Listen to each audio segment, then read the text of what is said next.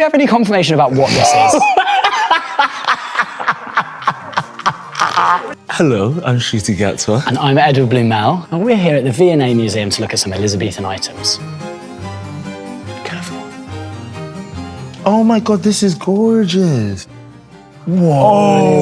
So good. We are playing William Shakespeare and Christopher Marlowe in a new play called Bromantic. It's about Christopher Marlowe and William Shakespeare allegedly collaborating on the Henry VI trilogy. There is drama, conflict, flirting.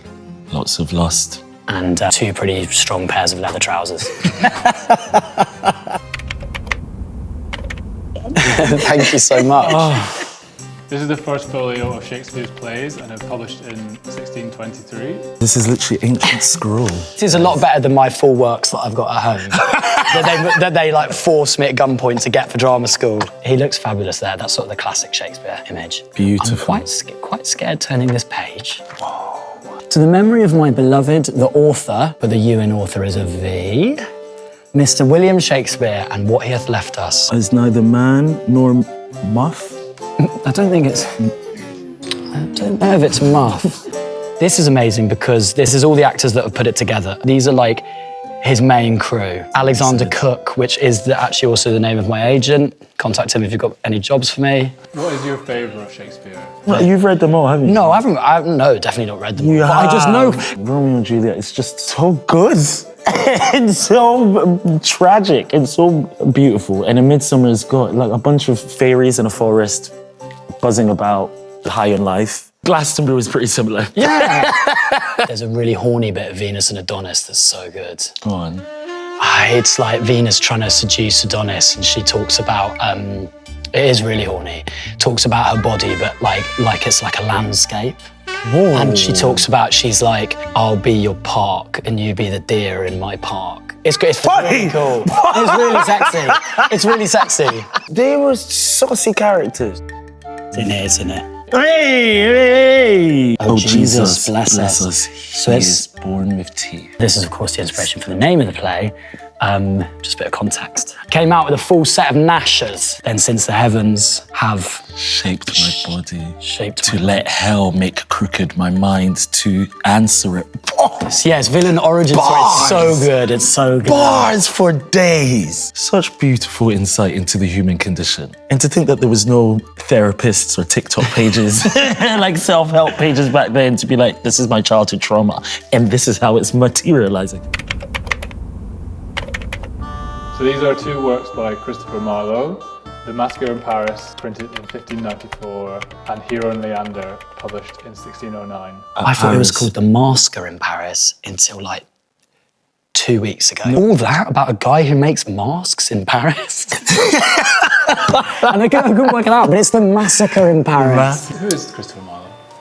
For anyone who doesn't know. Stop, Edward. Why did you do that? Christopher Marlowe was a poet, playwright, a spy of the first Elizabethan era. In our telling, someone whose like emotions are just sitting under the surface and ready to explode at any time. His speeches are so provocative. He loves tigers. Loves big tigers. Cats. He talks about people getting dragged he's by got, their like, teeth. And Shakespeare took all of that like drama and then made it very specifically sort of about the humans at the centre of it.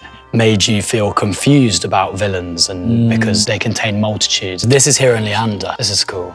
Whoever loved that loved not at first sight, which then Shakespeare nicked. And he put it into As You Like It. He nicked a lot of stuff. That's what great artists do, isn't it?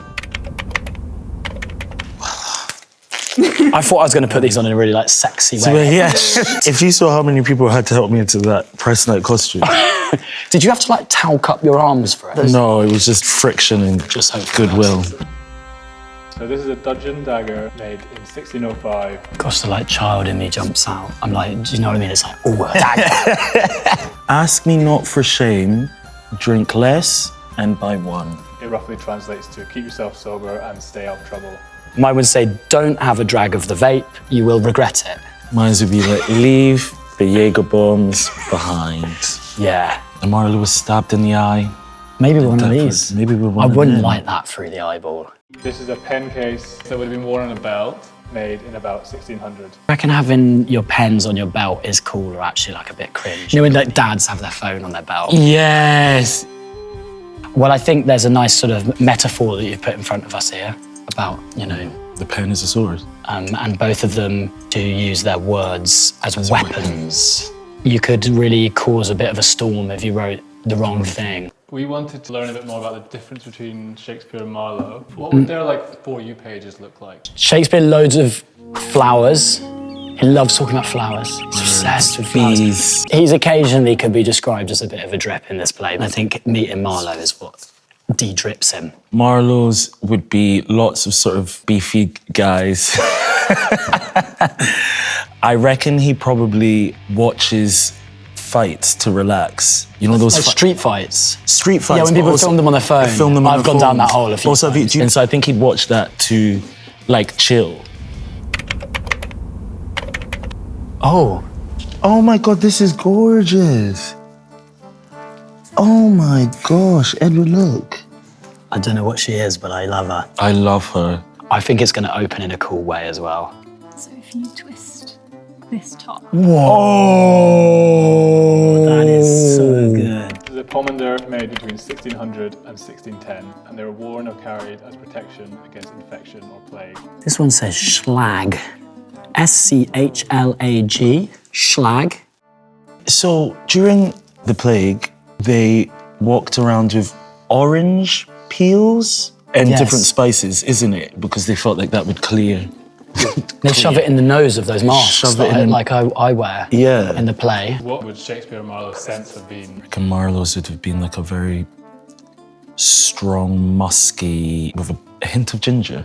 Shakespeare's would have been a sort of like woody, maybe sort of a bit citrusy as well.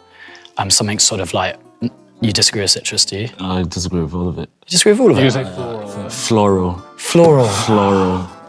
You know, I was going for sort of the nature of the Roses. woods, like the forests, but maybe you're right, it would have just been a bunch of flowers. Bunch of flowers. She's against the scent that I wear. I'm not against it at all. I'm not against it. But I think that very you're a very old-fashioned young, very scent. attractive young man. Thank you, Ncuti. And I think that your scent should reflect that. I smell like a dad or a grandfather. Yeah. Because for me, scent is about legacy. I'll give you a better legacy. Yeah, well, We're that would going to be go nice. shopping. Yeah, let's go. I'll find you a better one. This is a ewer made between 1560 and 1585. Wow. It was either decorative or for washing your hands. Oh, for washing your hands. For washing your hands. I've got to address that this sort of, is it a dragon? Or it's sort of like, I can't tell if it's sort of a cat with a long neck. Can I ask? I feel like the other ones have like an obvious reason that we've been given them.